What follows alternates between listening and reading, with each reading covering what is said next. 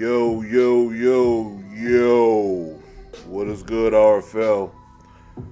We are back again with episode 7 of the Commissioner's Corner podcast.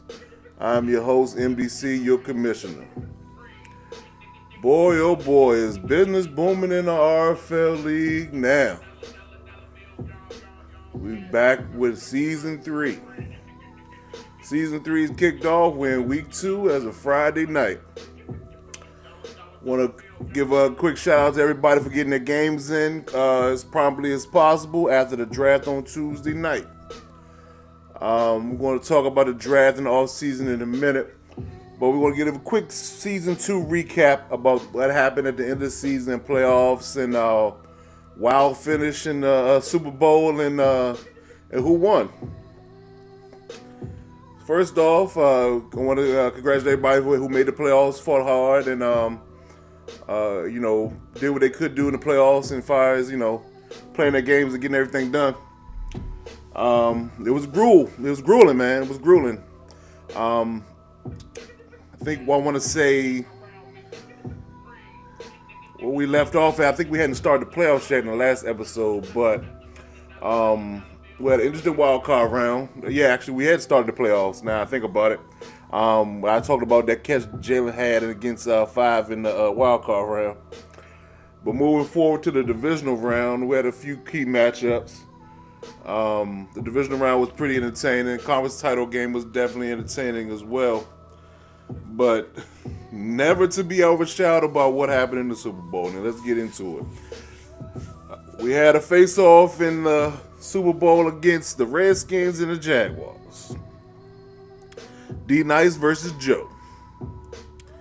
And a very, very competitive game. Joe got in as a wild card team. D Nice got in as I believe he was the first overall seed. I want to say he was the number 1 seed. Took a couple of sim losses, but I think he's still the number 1 overall seed in the NFC. Hadn't really been tested.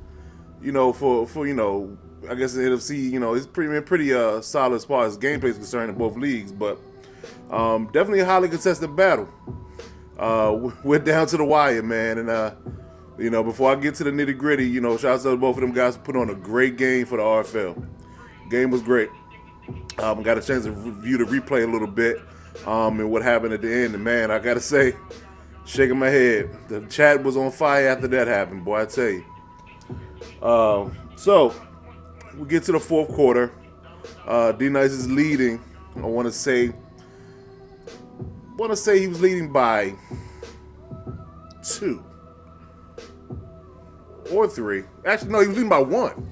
Now I think about it, because I believe the ending score was a 1-point victory. But because I think Joe got the ball about let's say 3 minutes left in the fourth quarter.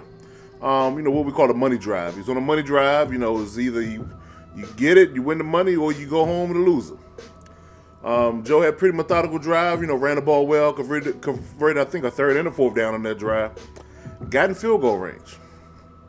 Even D Nice said over the chat, they said he felt like it was over because Joe was in field goal range and it was only a couple seconds left on the clock. So Joe calls timeout, lines up for the field goal. D Nice subsequently calls another timeout to ice him.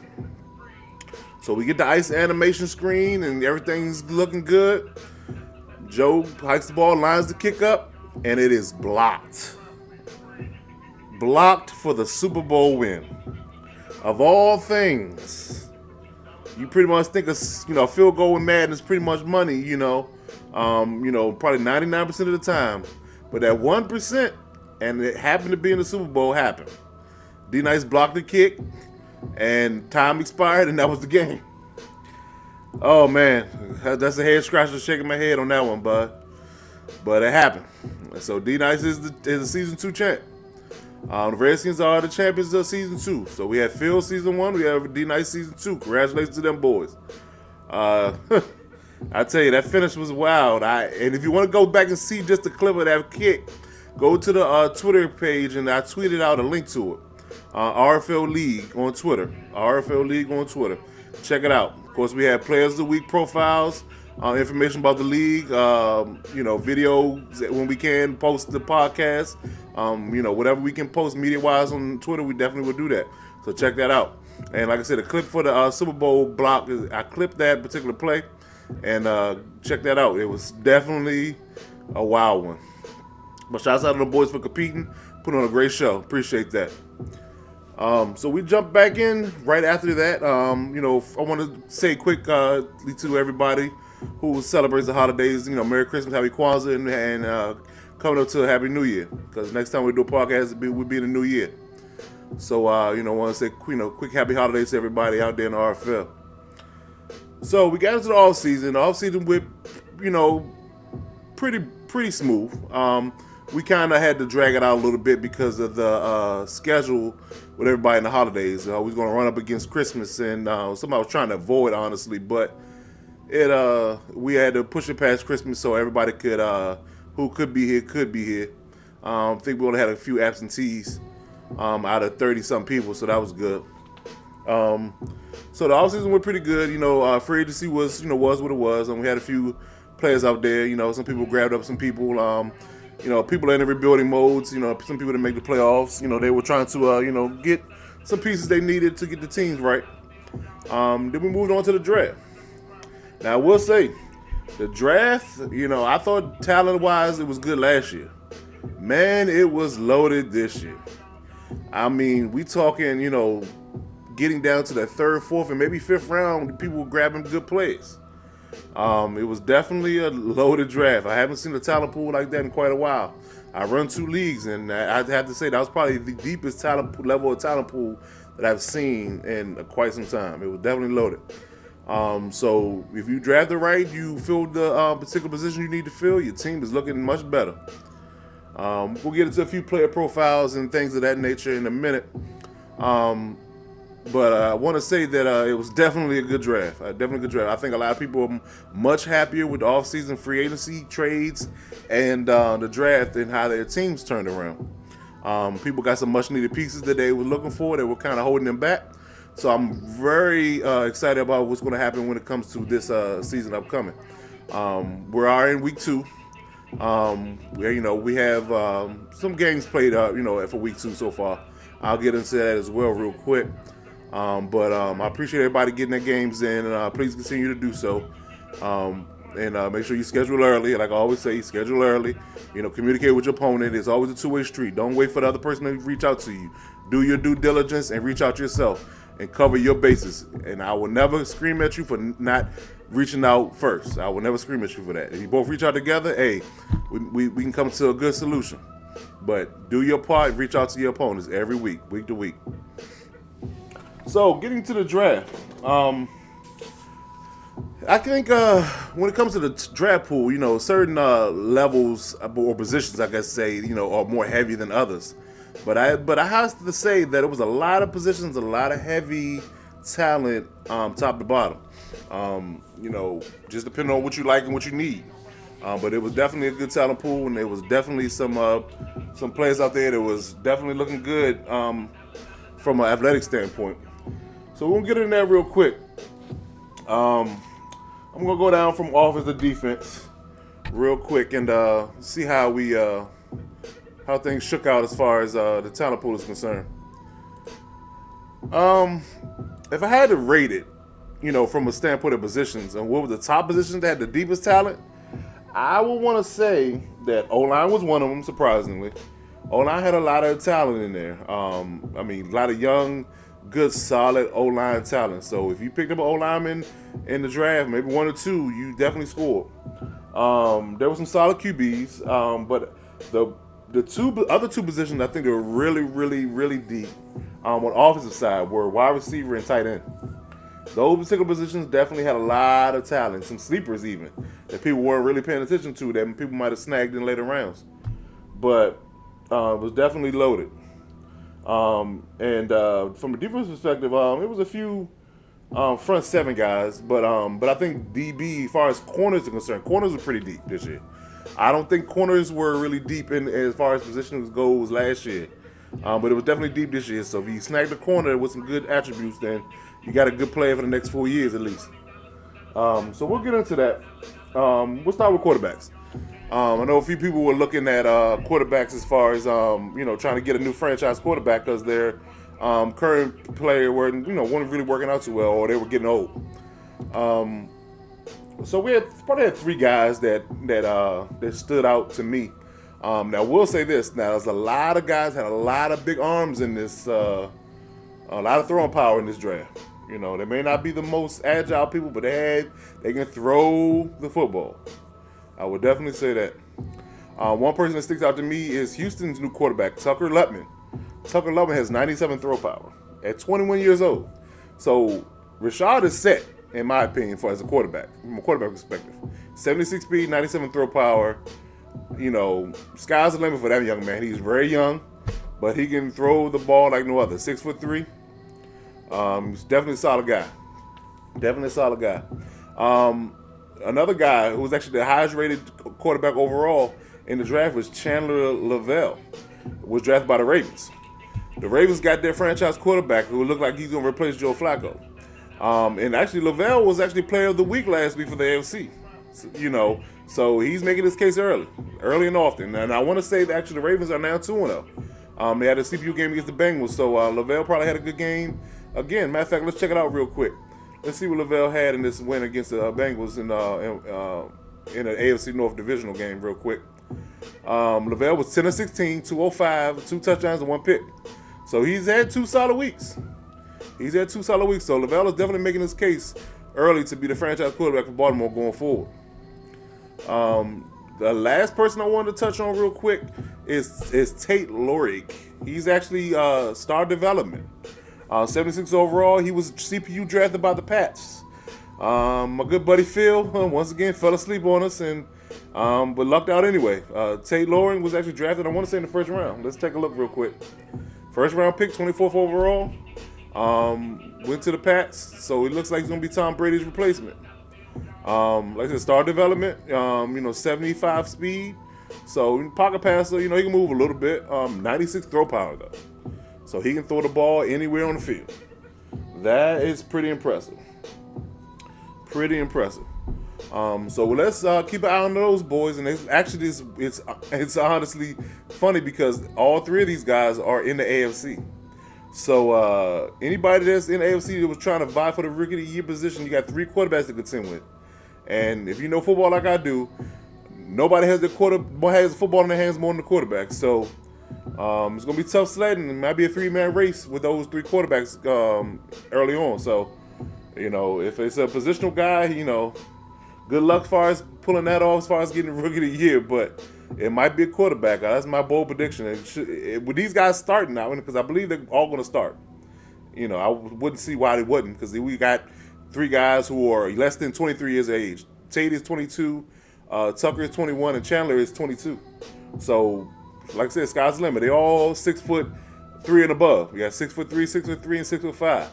So, they got all the measurables. So I would start them guys day one and let them rock and see what we get.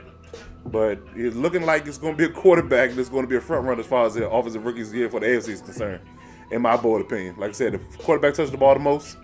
Every outcome that comes in the particular game or play comes from the start of the quarterback. So they always going to have an edge. So, it is what it is. But if they put up numbers, and like I said, Chandler's leading it right now, it ought to be interesting coming into the season. But we'll keep an eye on it. Next, we're going to touch on the halfbacks. The halfback pool wasn't really deep this year. There were 2 guys that really stuck out to me. And the wild thing about this particular situation is the Giants scored. And the Giants might be one of the winners. They were probably in the top 5 as far as talent is concerned, who they drafted. And I'll get into that of all the people they drafted in a few minutes. But the one thing that stuck out to me early on was they got the top running back in the second round, 25th overall pick, and Lester Lamar. He fell all the way to 25 in the second round. He started development, 82 overall. He is 6'1", 239 pounds. 88 speed, 88 acceleration, 89 carrying out the box, 86 trucking, 91 stiff arm. So he is a problem. They don't give 30 carries in New York typically, but this guy, when he does touch the ball, it seems like it's going to be something special. So look out for Lester Lamar in the NFC as far as running the ball in New York. Our next guy stuck out to me is Trammell Cox, who was drafted by Will, the coach. He was drafted with the 11th pick. He actually went before Lamar. 11th pick in the second round.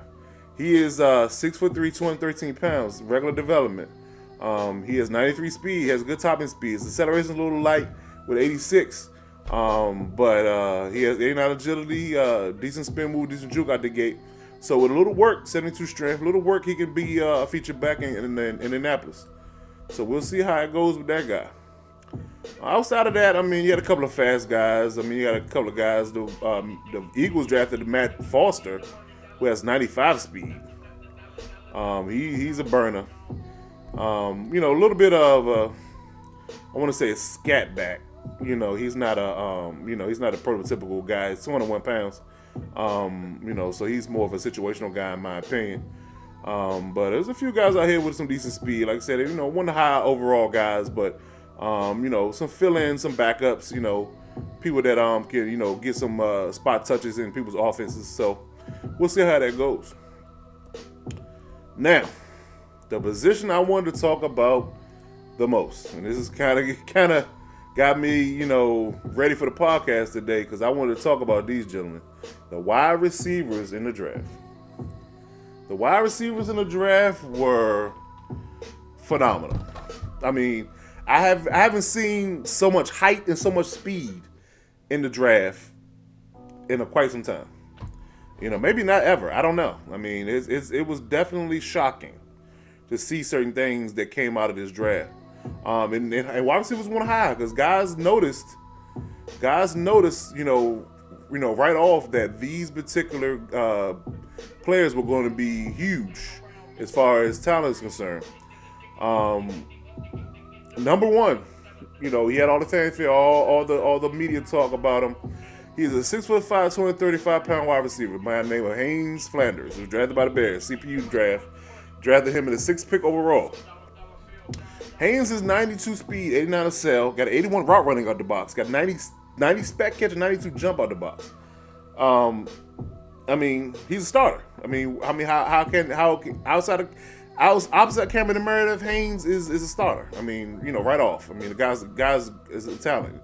He's talented, and he's started development, so he's going to maximize his potential right out the gate. So look for Haynes to be able to catch the ball from Mitchell Trubisky quite a bit in Chicago. Now, let's talk about the talk of the draft. The talk of the draft is the Philadelphia Eagles pick. Now, everybody had their eye on Haynes, and Haynes went early, right? Haynes went early. Now, what we didn't expect, or wasn't ready for, is Rashad Minor. Rashad Minor's attributes are off the chart. Start off with the fact that he is star development. Let's start off with that. He is 6'2", 191 pounds, right?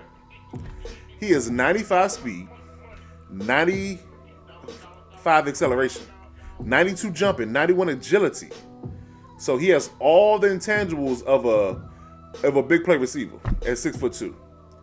Not only does he have that, but he also has 88 catching out the box, 84 catching traffic, 87 route running out the box. That is unheard of. That is Amari Cooper out of the box with more speed. I mean, just the fact. I mean, only person that came out of the draft and realistically they were able to run routes to that level out of the box, out of college, was Amari Cooper. That was it. Nobody else has been that polished route runner. So, fully expected him to be elite route running within the first season. All you got to do is catch the football. That's all you got to do. His spec catch was a little light at 76, but I mean, you can't have it all. He has 83 juke as well. So, I mean, as a number one receiver, 81 overall, I mean, it gets no better than that. Rashad Minor is a beast. So I'm looking to see a couple of twitches out of the Eagles at some point. I just want to see this guy in action. I just want to see what he can do. He was a 7th pick overall in the first round. The guy's a stud. I can't lie. He's a stud. So the third person out of the draft is actually a smaller receiver. It's Craig Collins. He's fast development. He is 93 speed, 5'9", 191 pounds, 93 speed, 94 acceleration, 85 route running out the box. So not only were these guys fast and talents as far as their development is concerned, they also were polished route runners out the box, which is unheard of. Most receivers can't run prototypical routes when they become pros, right off. They have something they have to work on. But these guys have it already, and he's fast development. And the kicker about all of this is that the Eagles drafted him too. So they revamped their whole receiving core in one draft, and he's probably going to be these receivers for the duration of this Madden. So Craig Collins and Rashad Minor are going to be a problem in Philly. I mean, let's just put it plain. You have to focus on their pass game. Not only did Craig Collins have 93 speed, but he has 88 elusiveness out of the box. I mean, enough said. The Eagles look good as far as the receivers are concerned. So they won the draft, in my opinion, when it comes to receivers. They won it. But it was a lot of height, a lot of speed out there. Another guy I want to highlight is Damian Lewis-Jean, 6'6", 233 pounds. Regular development, drafted by the Redskins in the first round, 13th overall pick. 89 speed, 91 accel, 91 agility. Prototypical outside number one receiver. Prototypical. Can go up and get the ball at 92 jumping. 84 release. I mean, what more you can ask for? Dude's a beast. So receivers went heavy in the first round. They were definitely featured heavily, and they definitely stood out. And they're, like I said, their talent and their productivity should be on display early.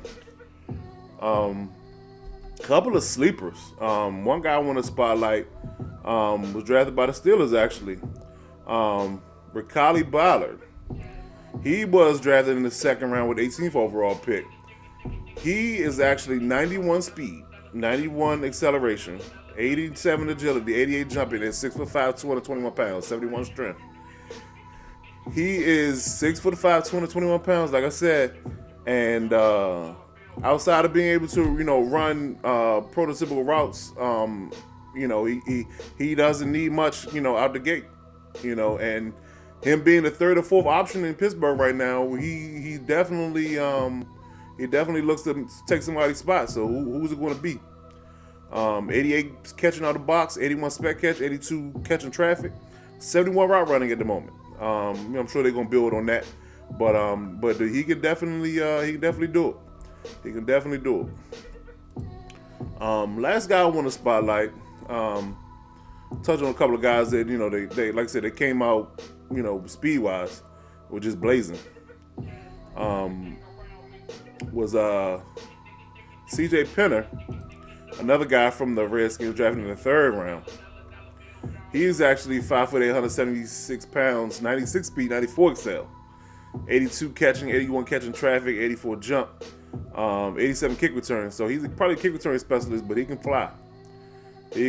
So I wouldn't leave that guy one-on-one with a slow corner. It could get ugly for you. But overall, like I said, the talent pool in the wide receivers was top notch. If you got a good possession receiver, a good speed guy, I'm sure they're going to play. The development, for these guys were pretty high on the top end. And even if they're normal development, I don't see anybody that's really slow that's a good talented receiver. So hey, early and often, get these guys the football and they're going to produce for you. A lot of talent there. Moving on to the tight end position. Now the tight end position, this is what took it for me, because the tight end position was so heavily loaded that we had 1, 2, 3, 4, 5, 6, 7 guys 75 or above overall out the box. I mean, from a tight end perspective, you can't ask for much more than that. I mean, you got people drafting franchise tight ends, had to be in at least a third or fourth round in certain cases, because, you just not enough teams to draft these guys early. You just have other needs. You have 3 guys in the 80s, and you got, like I said, you had 6 to 7 guys in the top 75 or above out the gate. First guy we want to talk about is Tucker Whitten. He was a top overall guy, 81 overall, drafted by the Browns in the first round. Tucker Whitten is a prototypical starter. Now, what's interesting about this is that the Browns just added to their deep position pool as far as the tight ends is concerned, because they already had David Njoku and another guy he drafted last year. So Tucker is actually The third guy, so at the moment, so I would love to see where they're going to fit him in at, because the guy's talented. I mean, we're talking 6'4", 254 pounds, 82 speed, 85 acceleration, and he can run block at 74 run blocking. So running and blocking for Isaiah Correll is going to be, easy for this guy. 74 strength, 81 overall. Next guy is Kyle Atkins, drafted by the Panthers. Kyle Atkins is actually 77 speed, but he's an 80 overall. He can run block at 70 run blocking. He has 84 catching, 80 catching traffic. Solid blocking tight end. Solid blocking tight end. 6'6", 251 pounds. So if you get that guy in a one-on-one matchup in the end zone, hey, throw it to him. Let's see what happens. And the third guy off the board at 80 overall is Todd Hill, drafted by Green Bay. Green Bay looks to get younger at tight end, and they did at a 23 years age of Todd Hill. Now, Todd Hill's numbers rival certain wide receivers' numbers. He is 6'5", 260 pounds, but he is 88 speed, 90 acceleration. He needs work with his run blocking, but as far as the receiving tight end goes, he's probably the best one in the draft. Best one in the draft. He has 83 catching, 85 catching traffic, 82 spec catch at 6'5". 83 agility to go along with his speed, so the boy can run. I've seen some wide receivers don't have numbers like this, so hey. And to be 6'5" and 260 pounds and be able to run like this is a problem. He is slow development. I have noticed that people that are really, really athletically talented has been, I guess the game kind of want to slow them down a little bit. They don't want them to get too good too fast. He is slow development, but hey, like I said, you get 2 years, throw that boy the ball 2 years in a row, he'll be superstar. That's just the way the game works. But Todd Hill is a guy to watch out for in Green Bay. Next is Cade Page, drafted by the Chiefs. Bobby got another tight end to go along with Kelsey. 6'4", 267 pounds. Another freakish athlete. 86 speed, 90 acceleration, 85 agility. But he's also slow development. Like again, I say they probably want to slow these guys down as far as they don't want to be too good too fast. But he is a monster. 6'4", 267 pounds, 87 jump. Need a little help with his run blocking at 64, but he's definitely a good guy. Athletic as hell. I mean, what more can you ask for? The last guy I want to touch on, and this is another good pick by the Giants, is Reed Dennis. Reed Dennis was picked in the third round at 25 overall. Reed Dennis is 79 speed, 80 excel, 80 run blocking. 80 run blocking. So you got a guy got his 80 run blocking, 81 strength, 6'5", 273 pounds. Great blocking tight end for Lester Lamar. Great blocking tight end for Lester Lamar. So I definitely utilize that guy, at least as a tight end number 2, along with Evan Ingram, and block for Lester Lamar, let Lester Lamar work and get that money in New York. So definitely good luck there. Definitely good pick. Another guy that actually has a little bit of fanfare. He's not that fast, but it's a guy picked up by Minnesota by the name of Reed Kennelly. 79 speed, 84 excel, 75 run block. That's good. He's 6'4", 253 pounds. He got a couple of media stories. So, he's talented. He could be another tight end number 2 in Minnesota. So, next to Kyle Rudolph. So we'll see how that goes. He was second round, 30 overall pick. So that was a good pickup. 75 overall. Like I said, the talent pool in tight ends was great, man. Can't complain. I mean, it was definitely, if you need a tight end, you had a pick in the first 3 rounds, you probably got a good one. It is the fact of the matter. Now, normally don't touch on this, but it was so much of a talent pool in this particular draft as far as O-linemen is concerned. It's very surprising to me. I'm going to touch on a few linemen. And this is where I say the Giants probably won the draft. Because out of the top 3 linemen, the Giants got 2 of them. They got a star development guy by the name of Riley Chamberlain, who was 6'3", 313 pounds. They also got a guy by the name of Turner Pitter, who's also 23 years old, regular development, 81 overall. The middle guy is Rashad Dowd, drafted by the Steelers. He's 82 overall. But the linemen, we probably got, in essence, of probably about 20 people or more that was 75 overall or better out the gate. That's impressive. You got a lot of guys with good development here. I'm going to touch on quick names real quick. Like I said, Riley Chamberlain has good development, is fast. Spencer Devlin, drafted by the Bengals, CPU was fast. Benjamin Streif, drafted by the Falcons, and Oscar was fast. Kelsheem Carpenter, drafted by the Bills, was fast, right guard. Trey Mock, Cincinnati, another pick. They drafted 2 good linemen in the draft by the CPU. Jimmy Driscoll, right guard, was fast. Malcolm Wood by Denver, left tackle, was fast. Joey Burkhead, drafted by Jacksonville, was also fast at right tackle. So like I said, the talent pool was great for O-line. Great. So if you needed revamp your O-line and you got yourself a lineman in the first 3 rounds, you scored. I'm pretty sure you scored. Now D-line wasn't really nothing to scream at this particular go around. It really wasn't a good pool of people. We had some solid guys. I think we had 1, 2, 3, 4, 5 guys in 75 or better. Touching them real quick. You got Griffin Bear, who was the left end, 81 overall. Seth Sheldon, who's a pretty talented D lineman, D tackle, drafted by the Cowboys. He's 80 overall. Then you got Brian Howard, drafted by the Giants. Giants name's coming up again in the draft. Drafted by the Giants. He's 22 years old, 80 overall. Then you got Sean Gross, drafted by the Jets. He's fast development, actually, 79 overall. Then you had Joey Fowler, drafted by the Cardinals, who's slow development, but he has 76 overall. So it was some decent guys. It's, probably the top 4 or 5 guys out of the whole D-line class.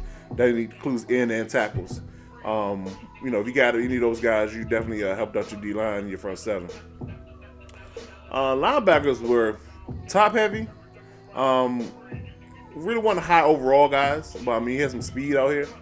But one guy that did stick out was Darren Prelude, drafted by Seattle. He drafted him early. He actually traded up to get the 3rd overall pick and drafted this guy. He's fast development, 6'2", 251 pounds, 88 speed, 90 acceleration, 81 block share, 86 hit power out of the box, 80 strength, and 72 zone out of the box. So he, in a season, will be elite. He will be elite. Darren Prelude, remember that name. Outside of him, we didn't have anybody else with any development. Like I said, we only had about 3 guys that were 74 or better. Richard Kane for the Colts and Shakir Gels from Baltimore. They both were 87 and 86 speed respectively. Some good guys that can run. Like I said, overall, high raws weren't prevalent really in this draft, so it really was a light class. Now, from a defense perspective, I want to talk about this category, the DB category, mainly the corners. This was probably the deepest position in the draft. Corners were definitely good this year. Like I said, they weren't good last year, but they were definitely good this year. You had probably about 5 guys that were 73 overall or better, and they all could run. They all can run. The top overall guy was Devontae McClover, drafted by the Falcons. He is 23 years old. He is 96 speed. 96 speed. The next guy was drafted by the Titans, and B.J. Marshall, star development, at 91 speed. The third guy was Tavin Neal, quarterback, 6'2", 211 pounds, 90 speed. The fourth guy was Brian Wall. So it looks like the Colts looking pretty good. He's 21 years old, 92 speed, 6'2", 209. So he can run and he's tall. And the fifth guy was actually Curry Ferguson, drafted by the Niners. So they got a replacement for the DB they traded in all season to the Raiders. So they definitely revamped their position there. So be on the lookout for those guys. The quarterback position was really good this year. Had a lot of guys, a lot of speed. Like I said, the top end guy looks like 96 speed when Devontae McClover. And the guy behind him was Ransford Winston, who was 94 speed. Thomas Booth was actually drafted by Denver. He's 93 speed. Brian Walls and Keelan Lombard was actually coming in at 92 speed.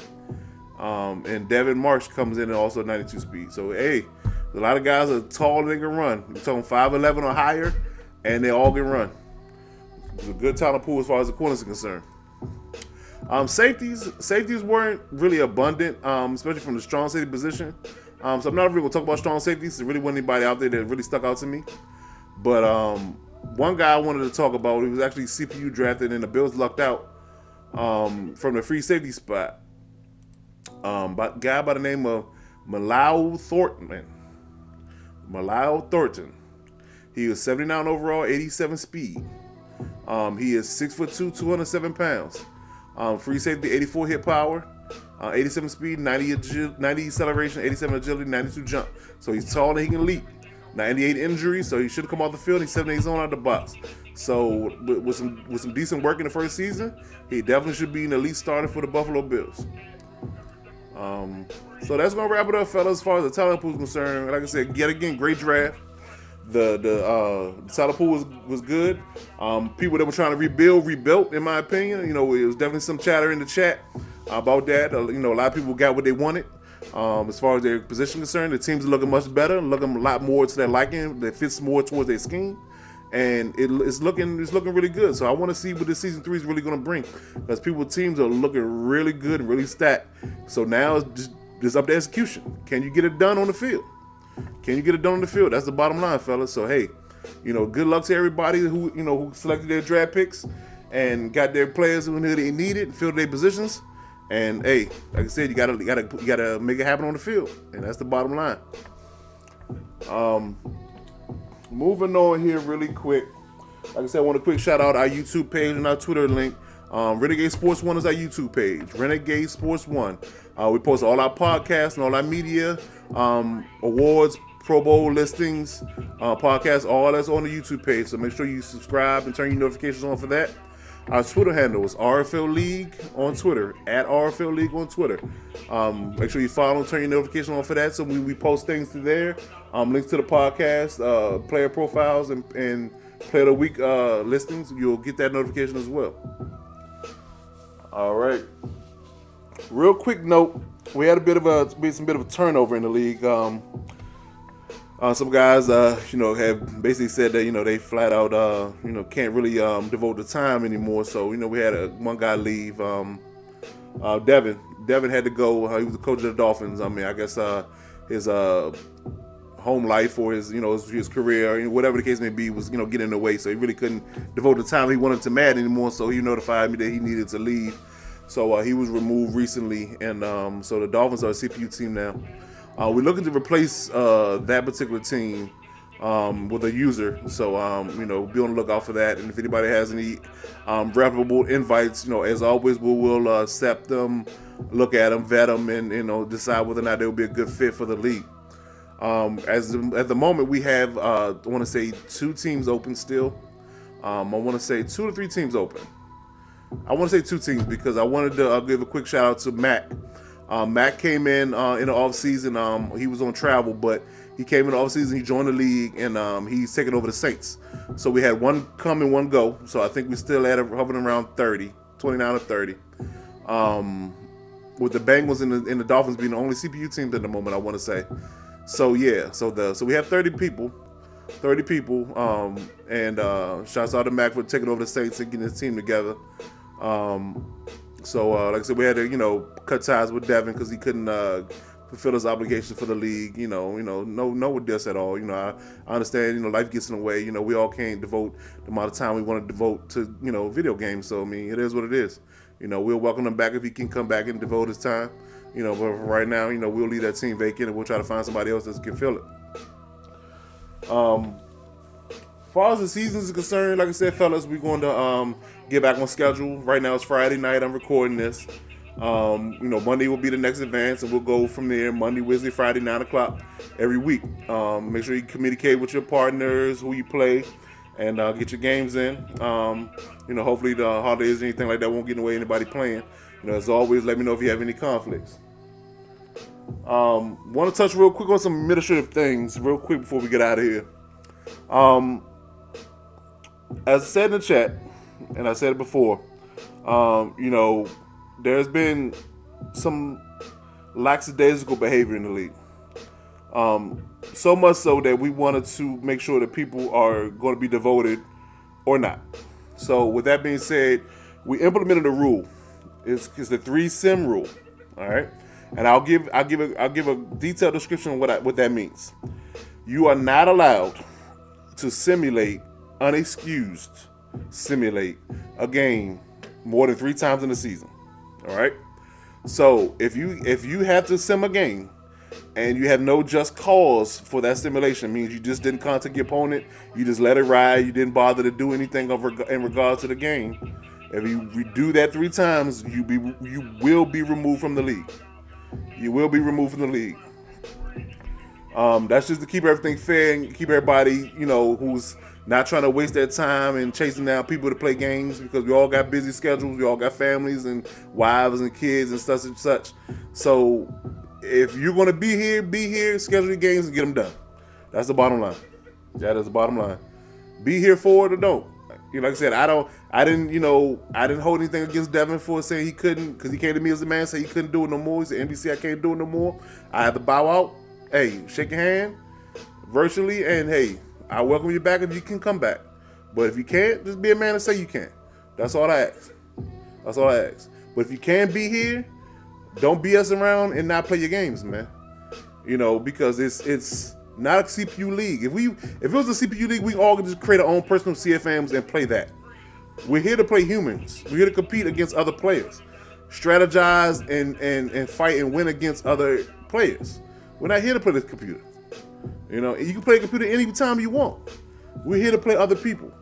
It's about strategizing and competing against human players, not the computer. So, with that being said, like I said, there's a 3-sim rule, man. If you sim 3 games and you have no justification for those sims, we will remove you. It's just that simple to plain. Simple to plain. As I drop my water. Simple to plain. 3 sims, and that's it. We'll keep tallies of it. If you have to sim it, there's no justification for it. 3 times, you're gone. We hate to be this way, but we just need everybody to be involved. This is a great league. It's competitive. Has a lot going on. So just be respectful of that and everybody's time and devotion to the league, man. That's all we ask. So be cognizant of that, and if you have any questions, let me know. Real quick, as far as start of the league, for a new season. And just have reiterate this real quick, and like I said, we'll wrap this up. Position rules. You are not allowed to change the position group of a person outside of week 1. You can do it all throughout the off season, and all the way up to week 1. Once week 1 is completed, if you need to change the position group of a player, you need to notify the front office. All right? And what I mean by that is this. If you want, now mind you, read the rules before I say this. Read the rules, because there are certain position changes that are not allowed, period. It doesn't matter when you do it. It's not allowed. For instance, you can't change a wide receiver to tight end. You can't change a safety to a linebacker. Things of that nature. We can't change a quarterback to a wide receiver to get his XP up. Stuff like that. You can't do those things. So read the rules and understand what the position changes are not allowed. But for those that are allowed, like cornerback to safety, or safety to cornerback, D-line to linebacker, and linebacker to D-line, running back to fullback, things of that nature. You can't change the tight end to a wide receiver, but you can't change them back. So if you ever change the tight end to a wide receiver, he has to stay. But those are things that are allowed. You must complete those changes before week 1. So wherever they at after week 1, they're stuck there unless you get approval from the league office. So you can't change people's position week to week to gain extra XP. That's what the whole rule is for. You can't do it. So if you want to change a cornerback to safety, do it. You should have done it before week 1. If you hadn't done it, you need to notify the league office and why you're doing it. All right. So if you need to change the position for any reason, you need to let us know prior. All right. That doesn't mean you can't change the linebacker from outside to inside or inside to outside. You can't. That's fine. I can change the outside linebacker to inside linebacker, or inside linebacker to outside linebacker. That's not the issue. It's changing the position group itself. A position group is linebacker. That's a position group. D-line is a position group. Cornerback and safety is a position group. So you can change it within a position group. All right. So you have 4 position groups on defense. So if you need to change a D-lineman to linebacker, or a linebacker to D-line, or whatever, safety to cornerback, you need to let us know. Within the scope of the position, because if it has multiple segments, DT or DN or inside linebacker, outside linebacker, those changes are fine. But cornerback to safety, linebacker to D-line, D-line to linebacker, any of those changes need to be approved. All right. You can't change fast cornerbacks, fast halfbacks to corners and things of that nature. You can't do that. So be cognizant of that and just don't do it, because you will be suspended. All right. Roster requirements. All right. Make sure you have your roster requirements in order. All right, that means 3 quarterbacks at all times. I understand if one is injured, but as long as 3 are on your roster and not just on your practice squad, you have to have 3 quarterbacks on your active roster. You also have to have 3 tight ends on your active roster, not on your practice squad. All right, you have to carry 7 O linemen on your active roster. All right, you have to carry 5 D linemen on your active roster. All right, remember, practice squad does not count. All right, if you find a violation of any of these rules, you will be suspended. All right. Outside of that, man, I appreciate everybody who has been devoted to this league, has been competing in this league, has made this league fun. I appreciate everybody's effort. Like I said, we're in week 2. Some people had some good fortune in the first week. Some people didn't. The AFC East, everybody has a loss except for the Jets. The AFC North, everybody's undefeated except for the Bengals. Everybody is in the AFC South. The Colts are 1-0. The Texans are 1-1. Everybody else is 0-1. The AFC West, you got 2 undefeateds and 3 undefeateds. The Chargers, the Chiefs, and the Broncos are all undefeated. Oakland Raiders took a loss, but they're out of town, so they took a loss to the CPU Sim. Alrighty, the NFC West, you have 2 undefeateds and 2 defeateds. The Cardinals and the Seahawks are 0-1, and the Rams and the 49ers are 1-0. The Panthers in the South NFC are 1-0, so are the Saints. The Falcons are 1-1, and the Bucks are 0-1. The Packers are 1-1, top of the division. Everybody else is 0-1. The Redskins are 1-0 in the East. The Philadelphia Eagles are 1-0 in the East. The Giants are 1-1, and the Cowboys are 0-1. Quick shout out to the standings, and everybody got their games in. So we got 4 games completed in week 2. So we look to get everybody done over the weekend, and hopefully everybody get their game in and have no problems. Maybe get some good streams up so people can watch some games and have some fun with it, fellas. But everything's looking good, man. No complaints outside of people simming their games. So hopefully that rule won't bite anybody and get anybody removed. But certain things are necessary evils, man. I just have to say it. But as always, man, if you have any questions or concerns, hit anybody up in the front office that you get information from. Myself, 5D Bev, Vince, and we'll do our best to try to help you guys out if you have any questions. As always, though, man, you get your games in, compete, and let's have a good season 3. And moving forward, it's looking to be a really good season. Some player rosters are getting better, teams are getting better, and it's looking to check out to be a really good season. It's going to be a good ride. So let's have a good one, fellas. As always, man, it's your neighborhood commissioner, MDC. I appreciate everybody that's been in the league. Shouts out to my front office fam. And as always, man, compete and play hard. Peace.